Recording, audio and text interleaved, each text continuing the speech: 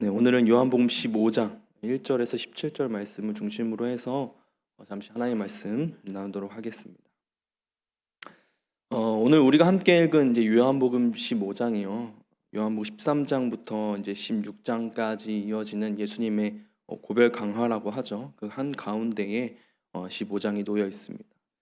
예수님께서는 이제 십자가를 이제 바로 앞에 두고 제자들과 마지막으로 보내고 계셨고, 이 시간에 하신 말씀들은 단순한 어떤 교훈이나 비유가 아니라 제자들이 이제는 예수님 없이 살아가야 할 그 시대를 어떻게 이제 살아가야 하는지에 대한 가장 핵심적인 말씀이다라고 이야기할 수 있습니다. 그러므로 오늘 본문은 단지 우리에게 뭔가 익숙하고 뭔가 좋은 말씀이 아니라 예수님께서 제자들에게, 즉 저와 여러분들에게 꼭 붙들고 가라고 주신 어떤 신앙의 중심 원리다라고 저는 그렇게 이야기를 할 수 있습니다. 그렇다면 그 신앙의 중심의 원리가 무엇일까를 잠깐 간단하게 살펴보도록 하겠습니다.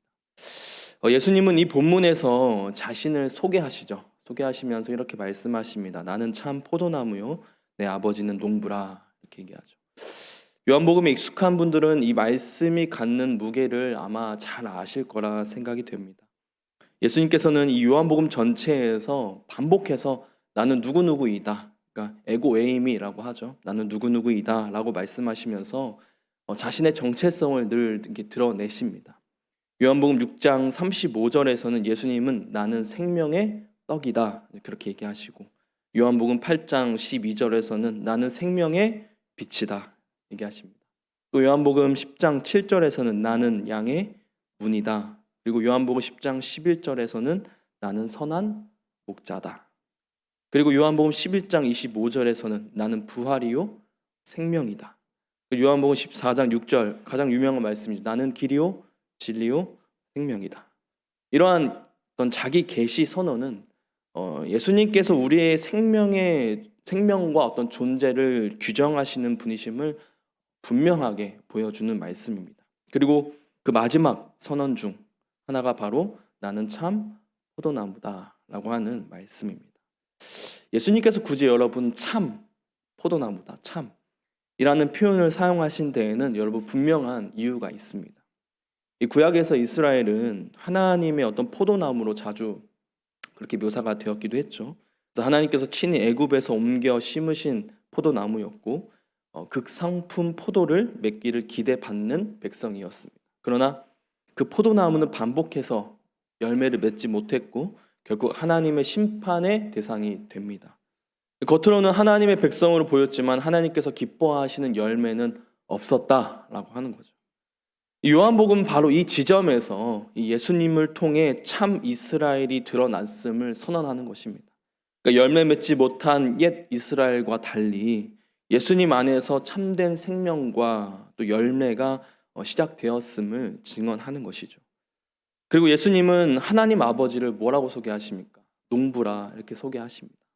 여러분, 농부는 포도나무를 가만히 바라보고 있는 존재가 아니죠. 농부는 돌보고 손질하고 때로는 가지를 쳐내야 되는 그러한 맡은 역할을 하는 존재이잖아요. 2절 한번 같이 다시 한번 더 읽어보도록 하겠습니다. 2절입니다. 시작.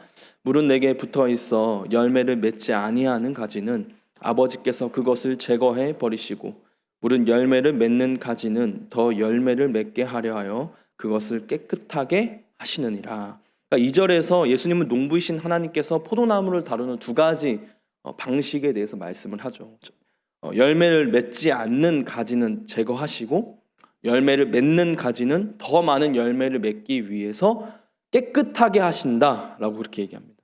그러니까 여러분, 이 말씀은 저와 여러분의 신앙에 있어서 굉장한 어떤 시선을 요구를 하는 겁니다. 그러니까 하나님은 열매 없는 가지를 무조건 오래 참아두시는 분도 아니시고, 반대로 열매를 맺는 가지를 아무 손도 대지 않고 그대로 두시는 분도 아니라는 겁니다. 그러니까 하나님은 열매를 맺는 가지일수록 더 오히려 깊이 다루어 가시죠. 3절에서 예수님은 제자들에게 너희는 일러준 말로 이미 깨끗하여졌으니 이렇게 얘기합니다. 이미 깨끗하여졌다. 여러분, 이것은 제자들에 대한 평가이자 선언이거든요. 그러니까 제자들은 이미 열매를 맺는 가지라고 하는 겁니다. 그리고 하나님께서 그 가지를 깨끗하게 하시는 방식은 뭐냐면 예수님의 말씀이다. 그렇게 얘기하는 거죠. 여기서 우리는 한 가지 중요한 사실을 이제 발견하게 됩니다. 말씀은 우리를 제거하기 위한 칼이 아니라 어떤 도구가 아니라 우리를 더 열매 맺기 위한 어떠한 거룩함, 하나님의 방식이다라고 얘기할 수 있겠습니다. 말씀이 여러분 우리의 삶을 건드릴 때, 저와 여러분의 삶을 제대로 건드릴 때에, 그리고 우리의 생각과 태도를 그 말씀으로 잘라낼 때에 그것은 우리를 버리시기 위함이 아니라 더 풍성한 열매를 기대하시는 하나님의 손길이라는 것을 저와 여러분은 오늘도 다시 한 번 더 기억해야 되는 줄 믿습니다. 그리고 이제 예수님은 제자들에게 열매 맺는 가지에게 가장 중요한 것이 무엇인지를 설명하십니다. 그것은 바로 포도나무에 붙어 있는 것입니다. 여러분, 가지는 스스로 아무것도 할 수 없는 존재이죠. 가지는 포도나무로부터 생명을 공급받아야 하고 수분을 공급받고 결국에는 열매를 맺습니다. 그러니까 가지의 역할은 무엇인가 열심히 애쓰는 것이 아니라 떨어지지 않는 것입니다. 그래서 예수님은 오늘 요한복음에서 뭐라고 말씀하시냐면 내 안에 거하라, 그렇게 이제 말씀을 하시는 거죠. 예수님께서 이렇게 거하라 라는 표현, 즉 붙어 있음에 강조하시는 이유는 가지가 언제든지 여러분 떨어질 수 있기 때문에 붙어 있어라, 거하라, 그렇게 얘기를 하는 겁니다. 여러분, 가지가 떨어지는 이유는 어떤 외부의 공격 때문만은 아닙니다. 가지가 스스로 이제는 괜찮다, 이제는 내가 좀 할 수 있다 라고 그렇게 생각하는 순간 이미 포도나무와의 관계는 어떠합니까? 느슨해지기 시작하는 거죠. 그래서 예수님은 5절에서 이렇게 단언하시죠. 나를 떠나서는 너희가 아무것도 할 수 있다 없다요? 없다, 그렇게 얘기합니다. 그러니까 우리는 본질적으로 여러분 이 말씀이요, 우리의 능력을 부정하기 위한 그런 말씀이 아니라 저와 여러분의 존재의 조건을 밝히는 말씀이거든요. 그러니까 우리는 본질적으로 그리스도 없이는 설 수 없는 존재다, 그렇게 얘기하는 겁니다. 그래서 이제 우리는 질문하게 되는 거죠. 그렇다면 예수님께서 말씀하시는 열매란 도대체 무엇인가? 이 열매에 대한 여러 해석이 있을 수 있겠지만 이 본문 안에서 가장 분명한 설명은 여러분 7절에서 주어집니다. 우리 7절 말씀 한번 같이 읽어보도록 하겠습니다. 7절입니다. 시작. 내 말이 너희 안에 거하면 무엇이든지 원하는 대로 구하라. 그리하면, 여기서 열매는 여러분 단순한 어떤 결과물이 아니라 하나님 앞에서의 어떤 관계적인 성숙을 의미하는 겁니다.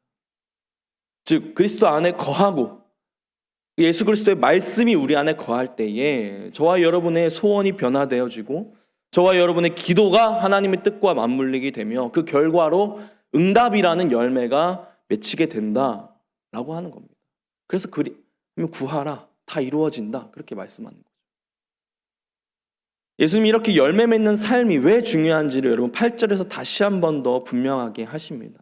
열매를 많이 맺을 때 하나님 아버지께서 영광을 받으시고 그로 말미암아 우리가 예수 그리스도의 제자임이 드러난다는 겁니다. 제자임이 드러남. 그렇죠? 그러니까 여러분, 제자란 단순히 예수님을 아는 사람이 아닙니다. 그죠? 아는 사람으로 그치는 것이 아니라 예수님의 삶과 그 방향을 따라서 제대로 살아가고 쫓아가는 사람, 그게 여러분 제자 아니겠습니까? 그래서 예수님은 곧바로 여러분 사랑의 문제로 나아가시는 거죠. 나의 사랑 안에 거하라. 그러니까 이 말씀은 사랑하라 그 요구 이전에 먼저 예수님의 사랑 안에 머물라는 초청이잖아요. 그리고 예수님은 그 사랑 안에 거하는 구체적인 길을 말씀하시죠. 그것은 뭐죠? 계명을 지키는 겁니다. 여기서 계명은 여러분 무거운 어떤 율법의 짐이 아니라 사랑 안에 머무는 방식이잖아요.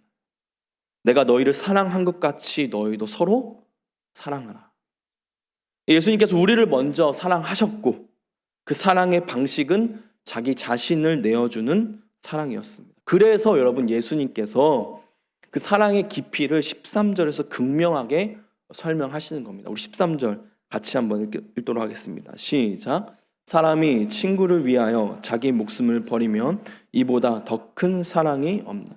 그러니까 친구를 위하여 자기 목숨을 버리는 사랑, 그것이 가장 큰 사랑이다 라고 하는 겁니다. 근데 예수님은 여기서 친구라는 개념을 새롭게 이제 정의하시죠. 뭐냐면 예수님의 말씀대로 행하는 사람이 바로 예수님의 친구다. 그렇게 얘기하는 거예요. 그리고 예수님은 그런 친구를 위해서 뭐 하시죠? 자신의 목숨을 기꺼이 내어 주시는 분이시죠. 그러므로 우리가 서로 사랑하라 이 계명을 지키는 것은 어떤 도덕적인 의무를 수행하는 것이 아니라 이미 우리를 위해 목숨을 내어주신 예수님의 사랑 안에 거하는 방식이다 라고 얘기할 수 있는 겁니다. 그렇다면 왜 우리는 이 사랑을 그렇게도 쉽게 잊어버리고 왜 이 열매 맺는 삶에서 항상 멀어지는 걸까? 그 이유는 여러분 결국 하나입니다. 무엇이냐면 우리가 스스로 열매를 맺을 수 있다라고 착각하기 때문에 그렇죠. 저는 이 지점에서 이 사도 바울의 고백이 우리에게 깊은 메시지를 준다 생각을 합니다. 이 사도 바울은 자신의 능력이나 영적인 경험을 자랑하지 않고 고린도후서에서도 얘기하듯이 오히려 자신의 약함을 자랑하잖아요. 그러니까 육체의 가시, 도망쳤던 과거, 부끄러운 기억들, 바울은 그것들이 자신을 교만하지 않게 만들고 자신을 계속해서 그리스도께 머물게 하는 은혜의 도구가 되었다 고백하지 않아요. 육체의 가시가 나를 자꾸 찌른다 이렇게 얘기하잖아요. 그것 때문에 여러분 그리스도 안에 머무는 은혜의 도구가 되는 거죠. 가지가 포도나무에 붙어 있을 수 있는 가장 확실한 이유는 여러분 자신이 가지라는 사실을 잊지 않는 것입니다. 우리는 열매를 맺는 존재이지만 동시에 언제든지 떨어질 수 있는 존재이거든요. 그래서 우리는 우리의 약함을 기억해야 합니다. 그 약함이 우리를 그리스도께 붙들어주는 또 메어주는 은혜의 끈이 되기 때문에 그렇습니다. 사랑하는 성도 여러분, 우리가 2025년 또 한 해를 돌이키면서 또 오늘 예배를 통하여서 돌아보아야 합니다. 무엇을 돌아보아야 하냐면 우리가 스스로 열매를 맺을 수 있는 자로 여기며 살아가고 있지는 않은지, 아니면 여전히 가지로서 포도나무이신 그리스도께 붙어 있음을 가장 중요한 삶의 자리로 여기며 살아가고 있는지를 돌아보아야 합니다. 저와 여러분 동일합니다. 신앙생활을 하다 보면 어느 순간부터는 내가 무엇을 할 수 있는지, 내가 얼마나 감당해 왔는지, 내가 얼마나 또 헌신해 왔는지를 기준으로 여러분 자신을 항상 그렇게 바라보고 해석합니다. 그러나 오늘 본문은 분명히 얘기합니다. 가지는 여전히 가지일 뿐이다. 그 정체성은 여러분 아무리 시간이 지나도 변하지 않는다는 거예요. 그래서 예수님께서 우리에게 요구하시는 것은 더 많은 능력이 아니라 더 깊은 그 그리스도 안에 거함, 그거 하나뿐입니다, 여러분. 더 많은 열매를 맺음 이전에 더 단단히 붙어 있으라. 오늘 그 말씀이거든요. 그러므로 내가 지금 예수 그리스도 없이도 괜찮다고 여기고 있는 영역이 도대체 있는지 없는지, 내가 더 이상 기도하지 않아도 된다고 생각하는 부분은 없는지, 내가 말씀 앞에서 더 이상 깎일 필요가 없다고 여기는 지점은 없는지를 여러분 정직하게 돌아보아야 합니다. 그리고 그 자리에서 저와 여러분이 다시 한 번 더 고백해 하셔야 됩니다. 주님, 나는 여전히 스스로 아무것도 할 수 없는 가지입니다.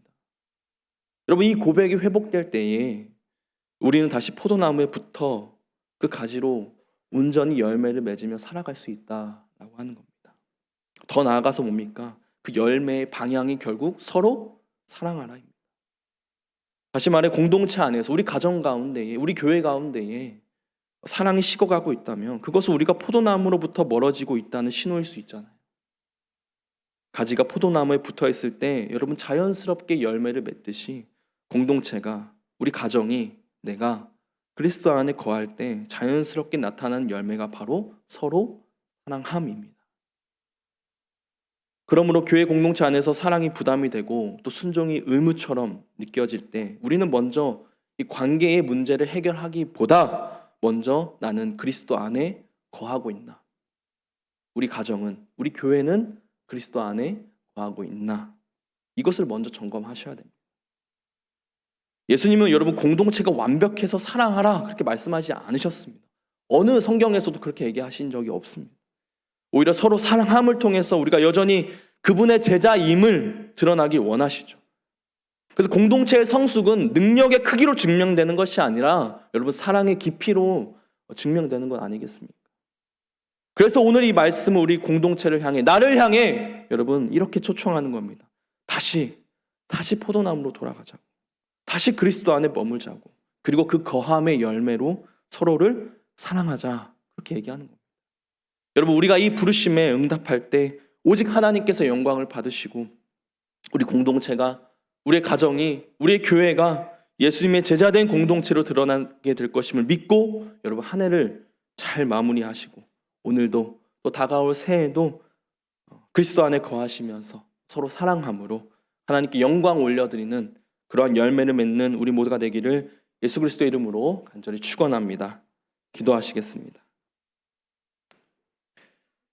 참 포도나무이신 하나님 아버지, 우리가 가지로서 그 존재를 명확하게 인식할 때에 나의 나됨이 하나님의 은혜임을 다시 한 번 더 고백할 수 있음을 말씀을 깨달아 나아갑니다. 한 해를 돌아보며 내가 온전히 그 예수 그리스도 안에 거하고 살아가는지를 돌아봅니다. 우리의 연약함, 우리의 부족함, 우리의 추악한 모든 죄악들을 주님께서 불쌍히 여겨 주시옵시고 다시금 주님께로 돌아갈 힘과 능력과 믿음의 담대함을 허락하여 주셔서 다가올 새해에도 오직 하나님께만 영광 올려드리며 예수 그리스도 안에 날마다 거하는 그러한 형통함의 복을 주님께서 인도하시고 허락하여 주시옵소서. 이 모든 것 살아계신 예수 그리스도의 이름으로 간절히 기도하옵나이다. 아멘.